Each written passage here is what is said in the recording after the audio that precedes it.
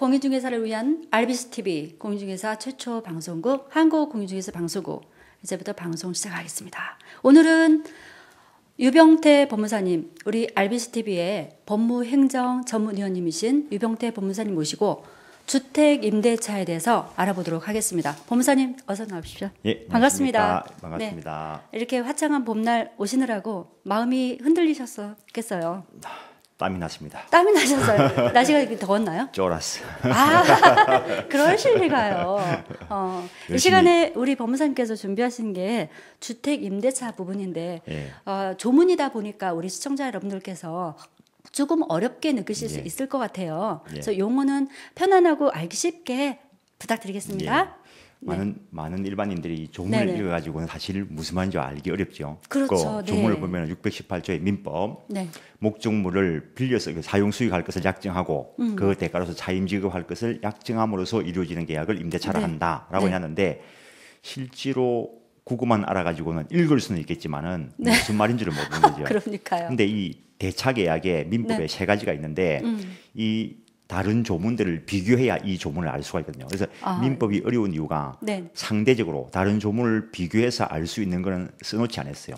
그래서 쉽게 이야기하면 소비대차는 네. 소비물을 빌려 쓰는 거고 네. 사용대차는 비소비물을 공짜로 빌려 쓰는 거고 임대차는 비소비물을 대가를 지불하고 빌려 쓰는 걸 임대차라 하는데 네. 조금 전에 이렇게 풀었으면 좋겠지만 네. 이렇게 써버리면은 옛날 사람들이 그랬던 것 같습니다. 법을 그렇게 쓰면은 좀 저급한 그렇게 보이기 때문에 상당히 정체된 용어를 쓴 것 같은데 그게 오히려 일반 사람들한테는 더 어렵게 만드는 거죠.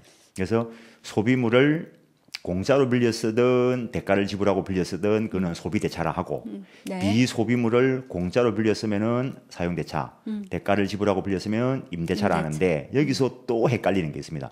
사람들은 소비물이라면 그 소비물이라는데 소비물이 뭐지요? 비소비물은 또 뭐지요? 그래서 또 그것도 법률적으로 일단 용어를 정리할 수밖에 없는데 소비물은 한 번 사용하고 난 뒤에 동일한 용도로 또 사용할 수 없는 걸 소비물이라 하고 비소비물은 한 번 사용하고 난 뒤에도 동일한 용도로 또 사용할 수 있는 것을 비소비물이라 하는데 그렇다면은 네. 우리 들으시는 분들은 그러면 금전은 소비물입니까? 비소비물입니까? 금전.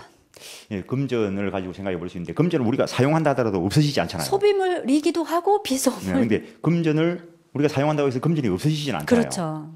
이렇게 하지만 생각하면은 나에게서는 없어지는 그렇죠. 거니까. 바로 그겁니다. 바로. 그래서 아까 조금 얘기할 때 개념 정리를 할 때 네. 소비물은 한 번 사용하고 난 뒤에 없어지는 거. 동일한 용도로 또 사용하지 못하는 거. 소비물이라는 한 번 사용하고 없어지는 걸 말하는 게 아니고 민법에서 말하는 소비물은 한 번 사용하고 난 뒤에 동일한 용도로 사용 못하는 거. 그래서 내가 현금을 끄집어내서 민법책을 샀으면은 그 현금을 가지고 다시 똑같은 민법책을 살 가능성은 제로죠. 없다는 거죠. 예. 그래서 금전은 소비물에 들어가고 그래서 우리가 돈을 빌렸으면 소비대차라 이야기하는 거죠.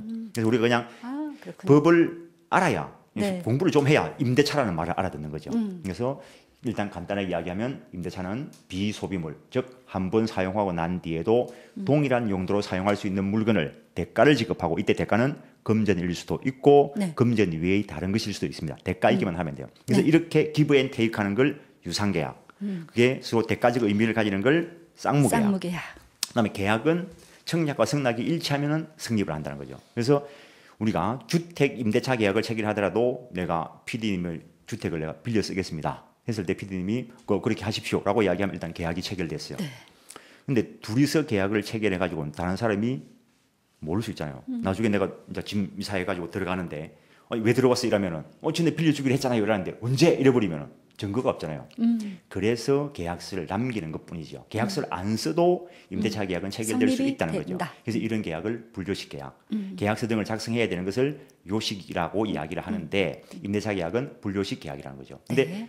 증거 자료가 없기 때문에 어느 한 사람이 부정해 버리면은 입증하기 곤란해서 계약서를 안 쓰면은 그 계약을 주장하는 사람이 패소당할 우려가 있기 때문에 가치가 큰 것일수록 꼭 계약서를 남겨야 된다라고 생각을 하시라는 거죠. 근데 우리가 빌려 쓰는 것 중에서 가치가 높은 것들이 여러 가지가 있지만 특히 우리 이 서민 생활, 일반 국민들 생활에 아주 큰 문제가 되는 게 주택이기 때문에 특별법을 제정을 해서 주택임대차보호법이라는 걸 제정해놨다는 거죠. 그렇죠. 네, 그래서 여기서 우리가 채권과 물권을 좀 정리할 필요가 있습니다. 네네. 채권은 네. 계약 당사자끼리만의 문제다, 일단 사람끼리의 문제다라고 이야기할 수 있습니다. 근데 물권은 물건에 대한 것이다. 그래서 직접 사람이 물건에 대해서 누리는 것이기 때문에 다른 사람 개입 없이 권리 행사를 할 수 있다는 거죠. 그래서 물권은 강력한 효력을 주고 있는데 누구에게나 다 주장할 수 있기 때문에 네. 대세적이다. 배타적 효력을 인정하기 때문에 절대권이다. 이런 말까지 하는데, 근데 물권 예컨대 임대차와 비교되는 것으로는 전세권이 있는데, 이 전세권인 물권이 지적되기 위해서는 전세권 설정 등기까지 들어가야 된다는 거. 부동산을 대상으로 해서 등기라는 제도를 두고 있고, 이때 등기라 하는 것은 뭐 국가기관이 관리하는 공적 장부인데 부동산에 대한 권리관계를 공시하기 위해서 둔 것이라 할 수 있습니다. 그래서 전세권 설정 등기까지 들어가야 물권인 전세권이 되는 거고, 그러면 등기부를 보면 누구나 다 알 수 있기 때문에 그 사람이 강력하게 보호하도록 하는 것이고, 근데 채권은 계약은 두 사람끼리만의 계약이기 때문에 다른 사람이 알 가능성이 없다는 거죠. 그래서 그렇죠. 주택 임대차의 경우에 두 사람만 임대차 계약서를 작성하고 아무 곳에도 공시를 하지 않는다면은 또 다른 사람에게 임대를 줬을 때 또 그 사람과의 채권 관계가 발생한다는 거죠. 근데 이 채권끼리는 우열 관계가 없다는 거죠. 그러면은 먼저 권리를 행사하는 사람이 먼저 보호받고 한 사람은 피해를 볼 수밖에 없는 그런 문제가 발생한다는 겁니다. 쉽게 이야기할 때 얼마 전에만 하더라도 네. 분양을 네. 동일한 공동주택 아파트 예컨대 뭐 어디 101호를 네. 여러 사람한테 분양을 해가 문제가 된 게 있잖아요. 분양 계약 다르게 이야기하면은 일종의 매매 계약을 생각하시면 되는데, 네네. 매매 계약도 채권 계약이란 거죠. 그러면은 한 개의 물건을 가지고 한 매도인이 여러 사람한테 매매 계약을 체결했을 때 네. 똑같은 매수인이라는 거죠. 임대차도 마찬가지로 똑같은 임차인이 될 수 있다는 거죠. 그러면 누가 먼저 보호받을 것이냐? 임대차의 경우에는 먼저 들어오는 사람이 보호받을 가능성이 일단은 많다는 거죠. 그런데 그렇다면 앞에 사람들이 공시가 안 됐기 때문에 피해를 볼 우려가 있다는 거죠. 그래서 마련한 특별법이 주택임대차보호법이고 대항력을 갖추게 하기 위해서 일정한 것들을 구비하게 해놨는데, 그래서 이 시간은 대항력이란? 대항력이라는 것은 그렇죠. 네. 물권은 공시됨으로써 절대적 효력이, 등기부에 공시됨으로써 누구에게나 주장할 수 있는 절대적 효력이 인정되는데, 네네. 채권의 경우에는 당사자끼리만의 문제이기 때문에 제3자에게 주장할 흔적이 없다는 거죠. 그래서 제3자에게 주장할 수 있는 효력을 대항력이라고 이야기하는데, 주택임대차보호법에서 대항력 구비 요건을 말하고 있다는 거죠. 근데 네. 잠깐 여기서는 네. 지금 요 순간에는 일단 물권과 채권을 정확하게 구별하실 줄 알아야 된다는 거. 옛날에 수업을 할 때 어떤 분이 오셔가지고 선생님 채권이 뭡니까? 이런 묻길래 참 황당한 적이 있었어요. 채권을 어떻게 설명을 하지? 늘 강의하시던 거예요. 예. 근데 그때 내가 반문을 했으면 내는 여기 답을 할 때 이 비슷한 걸 가지고 대답을 하는데 갑자기 그러면 여자가 뭐야 이런 물으면 뭐라고 하지요? 여자는 여자야. 여자는 뭐야?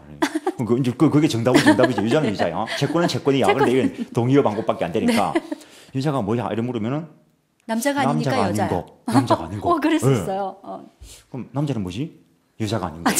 이 답은 맞거든요. 근데 이걸 가지고 뭔지는 알 수가 설명이 안 없어요. 되죠. 그래서 어느 하나를 딱 개념 정리를 하고 그거 아닌 것 이렇게 들어가야 된다고요.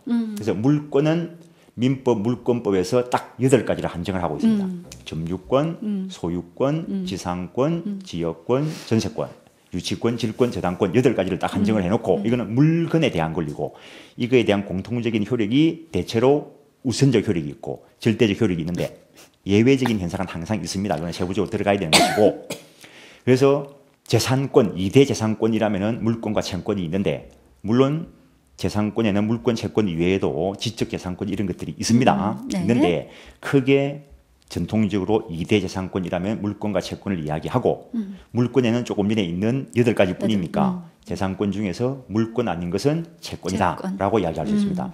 결론은 물권은 물건에 대한 걸 규정해 놓은 것이고, 채권은 특정인이 다른 특정인에게 뭔가 요구할 권리로 정해 놓은 것이기 때문에 특정인끼리만의 계약 관계에서 인정되는 것이기 때문에 효력이 물권보다 약하다라고 일단 결론 지을 수 있겠습니다. 네. 예, 이번 시간은 여기까지. 네, 채권에 대해서 이렇게 명쾌하고 쉽게 설명해 줄 수 있다는 것이 정말 대단하십니다. 근데- 그분이 굉장히 행복하셨겠어요. 그런데 네.